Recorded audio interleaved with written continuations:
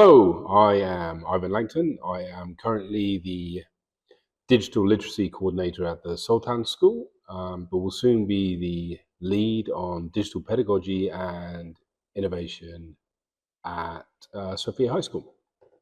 So these are my tips based on AI tools I've embraced and shared with staff.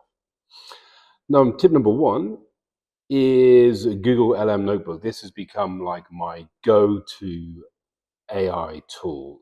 It creates briefing notes, frequently asked questions, interactive mind maps, study guides, podcasts, and now it also allows you to share your notebook publicly, which means you can share that with students and they can interact with the documentation you've already provided, or you can make it as a vanilla chatbot that they can just ask questions of, and you can give it a personality and also ask it to be Socratic in its way, or depending on the personality you need or what you need it to do. So you can even share course syllabus and course structure with departments, and they can interact with it and ask the questions they want to know based on all the information. So it's like your own personal chatbot. So that's tip number one. Number two, Canava Code. This is like the new kid on the block, and the word is vibe coding. Basically, you don't need to code. It does the coding for you, and it's just all about your imagination. If you can think of an idea, Canva Code will probably make it, whether that be a snakes and ladders game, a Connect 4 game, flashcards, interactive website, anything you can think of, you can probably make in Canva Code. And because it's so easy to use, it's very, very easy for staff to get on board with and embrace AI in a quick and easy way, and then share that with their classes and with the rest of the departments. So Canva Code, entry level, easy to use AI creation tool. So that's number two. Number three is we take it up to another level.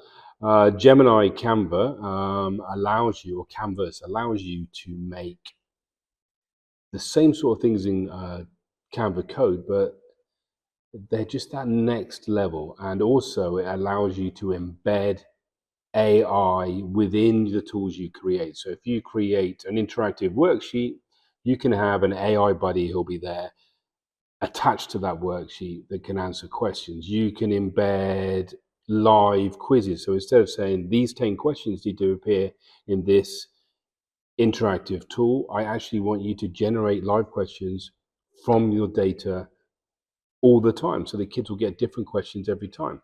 You can ask it to save it to the browser so that the kids, when they come back next time, all their answers are there. You can get it to download their answers as a rich text file. So this is like next level from Canva Code and something that I really, really enjoyed making. The next one for me is using ChatGPT voice as a co-teacher. So basically I bought a couple of mics and wired up my computer and then turned on ChatGPT and activated voice mode. And then when I delivered a lesson, it would join in. It would become my teaching buddy. The kids would ask it questions because I had a roaming mic. And I would ask it questions. It would get involved. And it would also remember what students had said and then can feed back later on in the class and summarize the lesson afterwards. So if there are no students or students who have not attended, they can have access to a summary of the lesson. And even better, you can use it as a non-invasive appraisal tool, because you can, after the lesson, ask it to critically evaluate your lesson, or even tell you what was good, and maybe, how's my questioning today? Did that work well? How can I improve it? So you get this like instantaneous feedback on your lesson, and it's just you and ChatGPT talking. So you don't feel like they've invaded your lesson in any way, shape, or form. And finally, my last tip number 5, is basically get the students involved early. Talk to them about AI all of the time. Allow them to see that AI makes mistakes. This helps. Allow them to interact with AI. Allow them to create with AI, and always have that open and honest conversation with them so that they can use it in the best ways instead of shortcutting their knowledge and their thinking.